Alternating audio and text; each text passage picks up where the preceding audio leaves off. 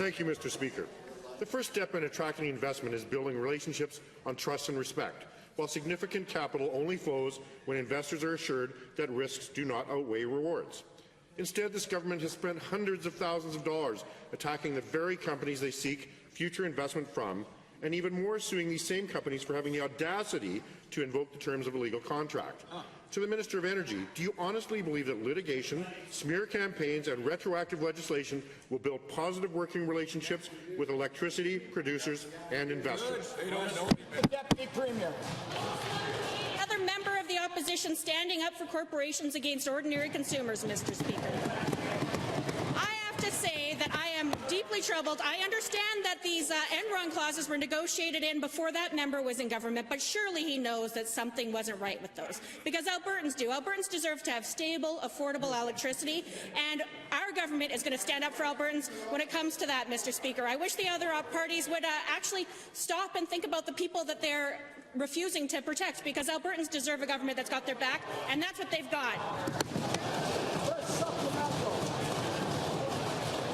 Thank you, Mr. Speaker. Sadly, the proof will be in the pudding. But given that this government has completely lost any credibility with power producers, and given that this government is considering retroactive legislation in order to avoid contractual obligations contrary to ethical business practices, and given that the President of the Calgary Chamber compared these actions to that of a banana republic, again to the Minister, do you really think that business leaders in this province have any confidence in this government with your penchant for such Chiquita-style legislation? Honourable members, just a word of caution. I mean, I've heard a few things said in here today. I heard the phrase contrary to ethical guidelines. I just want to caution you, if I understood that correctly. Let us all be conscious of the fact where implications are made. The Deputy Premier.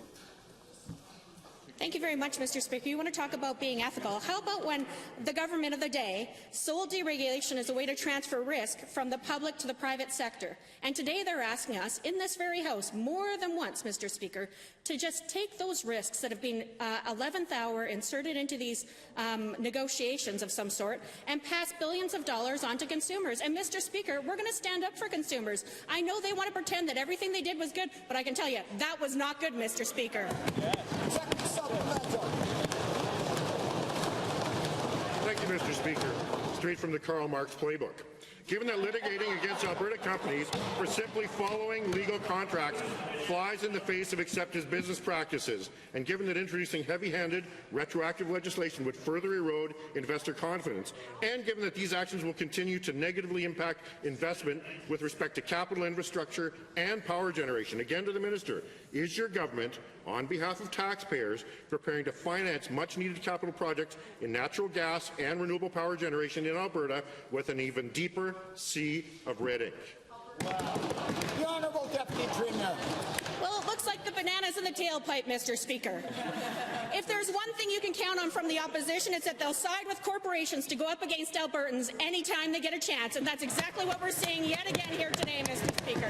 So our government's going to do everything we can to stand up for consumers to make sure they get fair electricity prices, and that's the job of government, Mr. Speaker.